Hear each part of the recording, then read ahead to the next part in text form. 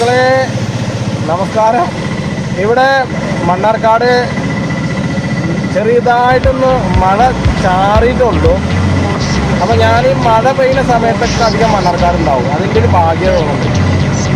ഞാൻ തന്നെ സ്വയം കണ്ടുപിടിച്ചൊരു കവിത ഉണ്ട്, അത് ഞാൻ പാടണമെന്ന് അങ്ങനെ ആലോചിക്കുന്നത്. ഈ മഴ ഭയങ്കര ഇഷ്ടമാട്ടോ.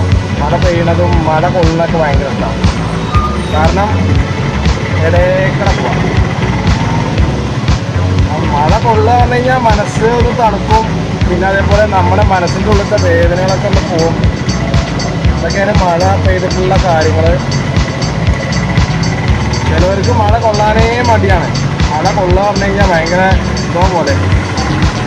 പിന്നെ വേറെ എന്തെങ്കിലും നമ്മൾ ഈ സൈഡിൽ കൂടെ പോകുമ്പോൾ ഈ കാറേര് നമ്മൾ പ്രത്യേകം ശ്രദ്ധിക്കണം. കാറേര് എന്നല്ല, പൊതുവെയുള്ള ജനറലായിട്ടുള്ള വാഹനങ്ങൾ അവരൊന്ന് സൈഡ് ഗ്ലാസ് ശ്രദ്ധിച്ചിട്ടല്ല അവർ പോകല്. അപ്പോൾ നമ്മൾ പരമാവധി നമ്മൾ ശ്രദ്ധിച്ചിട്ട് പോകണം. ഇടതുവശമായാലും വലതുവശമായാലും. വേറെ ഒന്നുകൊണ്ട് ഞാൻ എപ്പോഴും പറയാറുണ്ട് ഇടതുവശമാണ് നല്ലത്. പക്ഷേ ഇടതുവശമാണ് ഏറ്റവും കൂടുതൽ ഡേഞ്ചർ ആയിട്ടുള്ള സ്ഥലം. അതും കൂടി ഞാൻ പറയാൻ മറന്നിട്ടുണ്ടാവില്ലേ? മറക്കല്ല, നിങ്ങളത് ശ്രദ്ധിക്കാമെന്ന് മാത്രം. പിന്നെ അതും കൂടാതെ നിങ്ങൾക്ക് ഇടതുവശമാവും ഏറ്റവും നല്ല വഴി. അപ്പോൾ നിങ്ങൾക്ക് മനസ്സിലായിട്ടുണ്ടാവില്ല കാര്യങ്ങൾ എന്താണുള്ളത്. ഡ്രൈവിങ്ങിന് അങ്ങനെ നമ്മൾ ഓരോ ദിവസവും ഓരോ കാര്യങ്ങളിങ്ങനെ പഠിച്ചുകൊണ്ടേയിരിക്കുകയാണ് ദിവസവും. നമുക്ക് ഡ്രൈവിങ് പഠിഞ്ഞിട്ടില്ല ആർക്കും, ഒരു എക്സ്പീരിയൻസും ആർക്കും വന്നിട്ടില്ല. എത്ര വലിയ വർഷങ്ങളോളം അയാൾ ഡ്രൈവ് ചെയ്താലും അയാൾക്ക് എക്സ്പീരിയൻസ് ഓരോ ദിവസം കിട്ടിക്കൊണ്ടേയിരിക്കുകയാണ്.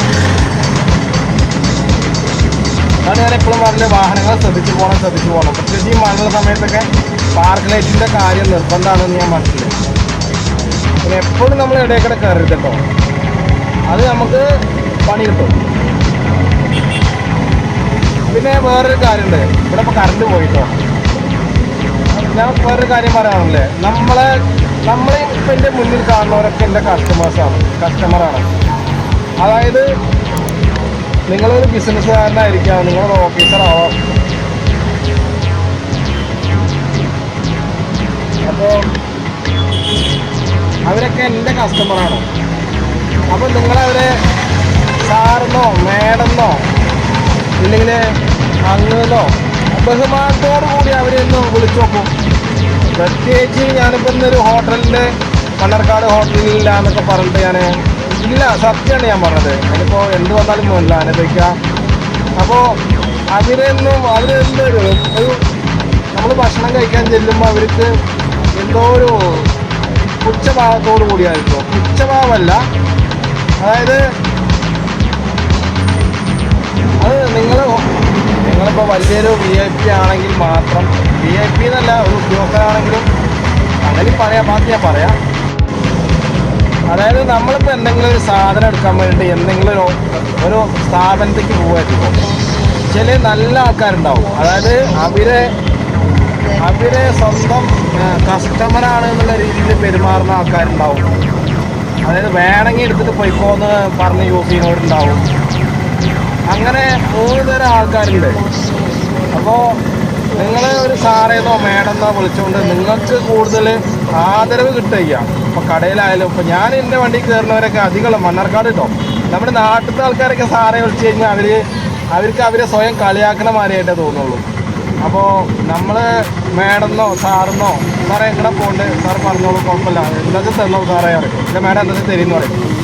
അപ്പോൾ അവരത് ഇപ്പോൾ 10 രൂപ കമ്മിയാക്കി തരാനുള്ളവരും കൂടി അവർ 10 രൂപ കൂട്ടി തരിക അവസ്ഥ വിളിക്കൊണ്ട്. നമുക്ക് കാര്യമൊന്നുമില്ല, പക്ഷെ പിന്നീട് അവർ നമ്മളെ നോട്ട് ചെയ്യും.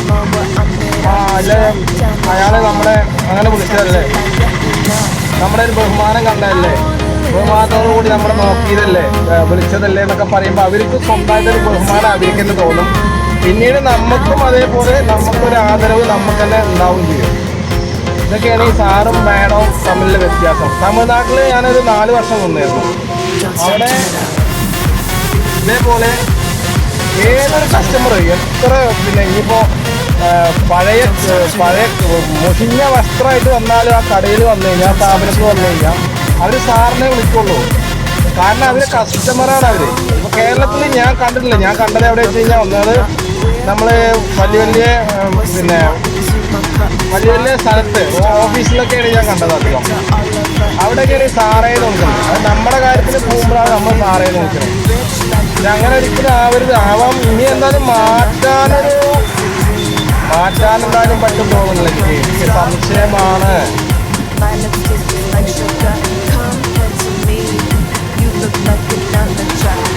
അപ്പോ ഇതും അങ്ങനെ തന്നെയാണ്. നമ്മുടെ ഈ KSRTC ഇവർക്കൊന്നും തീരെ എന്താ പറയുക, ഒരു അനുസരണ എന്ന് പറഞ്ഞില്ല. അനുസരണ പറഞ്ഞു കഴിഞ്ഞാൽ ഒരു ദയല്ലാത്തവന്മാരെയാണ്. അവര് നോട്ടം എന്തോ ഹനുമാനും മലയും കൊണ്ട് പോണ മാതിരി. ഞാൻ പല വട്ടം ഞാൻ ശ്രമിച്ചിട്ടുണ്ട്. ഇവിടെ എപ്പോഴും മഴ ഇങ്ങനെ പെയ്തോണ്ടിരിക്കുകയാണ്. പിന്നെ ഇന്ന് രാത്രി സാധാരണക്കാർ, അതായത് ഈ ഫാനൊക്കെ ഇട്ട് കിടക്കുന്നവർക്ക് ഭയങ്കര ബുദ്ധിമുട്ടാവും. AC ഉള്ളവർക്ക് കുഴപ്പമില്ല. ഇതിന് തണുപ്പിൽ അങ്ങനെ കിടക്കാം. ഇതാണ് പറഞ്ഞ മണ്ണാർക്കാടിന്റെ അവസ്ഥ. തുടങ്ങി പോകുന്നത് ഇതന്നെ KSRTCക്കാരുടെ പ്രശ്നം. ഏട്ടാ, അപ്പോ നമ്മുടെ മണ്ണാർക്കാട് ഒന്നുകൂടി സൂപ്പർ ആവണമെന്നാണ് ഞാൻ പറഞ്ഞു വരുന്നത്. മണ്ണാർക്കാടിൻ്റെ ഒരുപാട് നല്ല അധികാരികളുണ്ട്, മോശമായിട്ടുള്ള അധികാരികളുണ്ട്, മോശമായിട്ടുള്ള ആളുകളുണ്ട്, മോശമായിട്ടുള്ള എല്ലാവരും ഉണ്ട്, നല്ലവരും ഉണ്ട്. അത് ഒരു നാടാകുമ്പോൾ നല്ലതും വേണം, ചീത്തയും വേണം. അപ്പോഴാണ് നമുക്ക് മുന്നോട്ട് പോകാനും നമുക്ക് മനസ്സിലാക്കാനും പറ്റുള്ളൂ.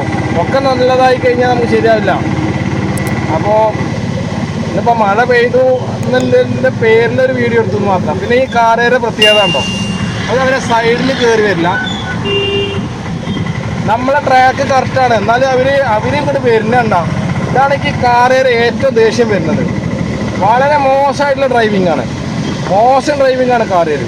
എന്നാൽ നല്ല ആൾക്കാരും ഉണ്ട്, പക്ഷെ അവരെ നമ്മൾ കാണില്ല. ഈ മോശമുള്ള ആൾക്കാരാണ് വരുന്നത്. ബാക്കിലാണെങ്കിലും KSRTC ഹോൺ അടിച്ചിട്ട്